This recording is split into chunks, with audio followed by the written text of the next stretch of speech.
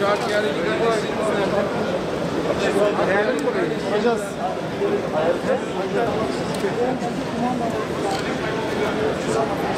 öyle mi?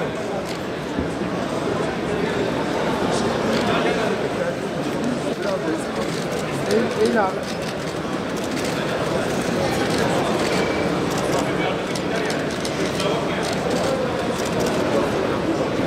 Tanımın oradalar buraya. Manisa'dan geldik efendim.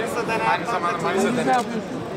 Biz yüksek verimli ve güvenlikli bir sera otomasyonu hazırladık. Normal termostat sistemlere göre gelişmiş bir algoritma kullandık.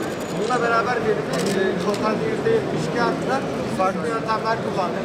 Işıklandırma, etkin ışıklandırma, etkin mikroorganizmalar gibi. Bugün ne sağladım onu? Kısacası şu efendim, biz Salihli'de bir seraya gittiğimizde, evet efendim, seraya gittiğimizde yurt dışından bu işlemleri aldıklarını gördük. Biz de DNAP'ta bu işin yerli ve milli yapılmasının ruhunu veriyoruz Aynı zamanda öğrencilere. Onların aynısını yaptık ve Aslında yurt dışında yapılandan daha iyisini burada prototipini yaptık. İnşallah yaptık efendim, çalışıyorlar. İnşallah ödülümüzde bu ticarileşecek. Evet, inşallah. Tarım İl Müdürlüğümüzde de görüşme halindeyiz. Zaten lisanslı habercimiz 3,5 milyon hektarlık alanın sıcaklık kontrolünü yapabildiği için ısı noktası yüksek olursa oraya drone bırakıyoruz. Bu sistemin patent başvurusunu yaptık. Evet, bu sistem görselleri gösterebiliriz. Test videoları falan da var. Maç paraşütü gibi. Şöyle bir şey, tork noktası çift zamanlı olduğu için kısa sürede dengeye geliyor. Zaten büyük sistemlerin dengeli bir şekilde indirebilmesi için kısa sürede dengeyle motorların tam gaz çalışması gerekiyor.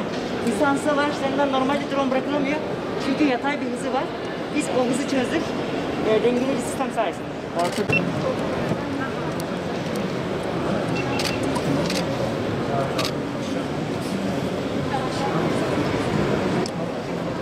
Gerek üniversitedeki, gerek daha üst düzeyde eğitim yapan arkadaşlarımızın buna odaklandığını ve buna konsantre olduğunu görüyorum. Millilik ve yerlilik. Yani dünyada olan biteni ve bizim esas itibariyle ithal ettiklerimizi nasıl yerleştirebiliriz ve nasıl millileştirebiliriz? Buna ait bir çalışmayı, heyecanı ve sonuçlarını da gördüm. Bunların önemli bir bölümünün ticarileştirebileceği sonucu da var bende. Bizatihi bir takımlarına da kendimiz talip olduk. İnşallah destek vereceğiz. Destek vereceğiz. İnşallah ben çok başarılı sonuçlar çıkacağına inanıyorum. Çok mutluyum. Çok heyecanlıyım. Aslında bu gelecek Türkiye'sinin fotoğrafı. Çok hasretini çektiğimiz, çok arzu ettiğimiz, kendi çocukluğumuzda özlemini duyduğumuz bir Türkiye fotoğrafıyla karşı karşıyayız. Allah'a ne kadar şükretsek, hamd etsek bu topraklarda azdır. Ve hakikaten 3 yıldır her yılın kendi adına bir aşama kaydettiği ve her yıl yeni bir zirveyi yakaladığı bir gelişim sürecini burada görmenin onuru içerisindeyiz. Onun için öncelikle bu güzel adımı atan, bu güzel organizasyonu gerçekleştiren, ülkemin gençlerine ve yarınlarına umut veren T3 Vakfı'na, onun değerli yönetim kurulu başkanı Selçuk Bayraktar Bey'e ve özellikle bu organizasyona katkıda bulunan 2018 yılından beri herkese ama öncelikle de bu heyecanı veren, bu desteği sağlayan, ufkunu, vizyonunu burada bulunan kıymetli Cumhurbaşkanımız Recep Tayyip Erdoğan ve yine bu yıl Gaziantep'teyiz. Gaziantep bizim medeniyetimizin baş şehirlerinden, zengin şehirlerinden, büyük mirasımız ve insanlık mirasımız olarak bizim yüz akımız. Özellikle T3 Vakfı'na Gaziantep'i seçtikleri ve tercih ettikleri için de ve buradan hem Orta Doğu'ya hem etrafımızdaki bütün coğrafyaya Türkiye'nin gelişen yüzünü, gerçek yüzünü, Türkiye'nin güzel fotoğrafını gösterdikleri için de minnetlerimizi ve şükranlarımızı ifade ediyor. Biz 10 yıl önce Doğu Akdeniz'de kendi gemilerimizle bir iddianın sahibi olacağımızı hayal edemezdik. Dünya tepemizde oldu. Biz 10 yıl önce güvenliğimizi terörü kaynağında kurutarak sağlayabileceğimizi hayal edemezdik.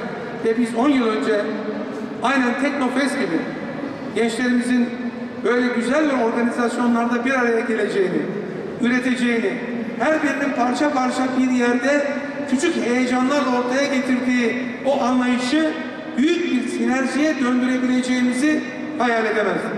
Şimdi size bir şey söylemek istiyorum. 10 yıl sonra geleceğimiz noktayı da bugün hayal edemeyeceğimizi bilmenizi istiyorum ve buna siz imza atıyorsunuz. Türkiye'nin gençleri imza atıyor ve Türkiye'miz imza.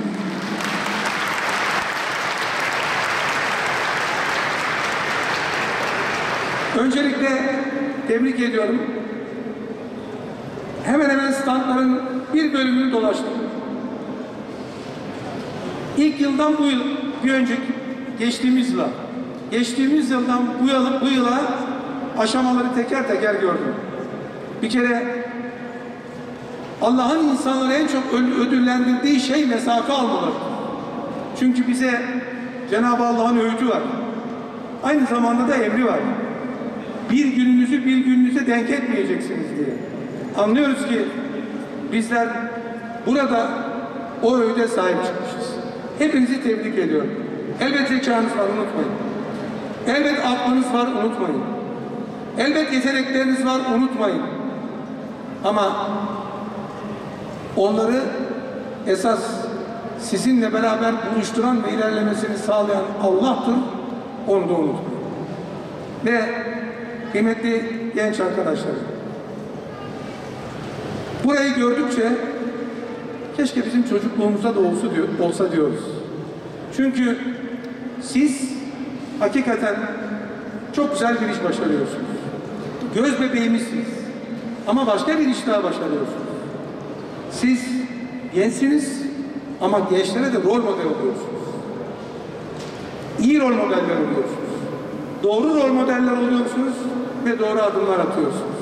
Yani aslında Teknofest birçok çıktısı olan, birçok başarı hikayesi olan ve aynı zamanda sadece size moral, özgüven, güç kazandırmayan, bizlere de moral, özgüven ve güç kazandıran çok önemli, çok güzel bir etkinlik.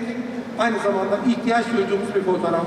Tekrar hem T3 Vakfı'nı, hem katılan bütün kurumları, üniversitelerimizi, liselerimizi, her birini, devletin bütün kurumlarını emek ortaya koyan, gayret ortaya koyan, herkesi tebrik ediyorum, kutluyorum.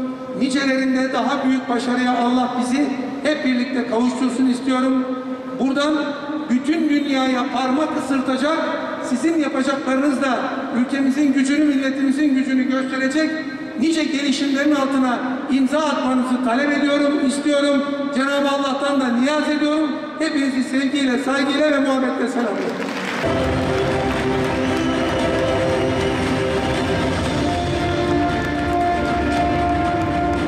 Ben çok başarılı sonuçlar çıkacağına inanıyorum. Çok mutluyum, çok heyecanlıyım. Onlar kadar. Efendim bir de gündem sıcak biliyorsunuz. Ermenistan'ın Azerbaycan'a saldırısı oldu sabah saatlerinde. Tabii Azerbaycan da karşılık verdi. Siz neler söylemek istersiniz? Söylenecek değil, yapılacak işler yapılıyor. Sayın Bakan buraya bakacak. Teşekkürler.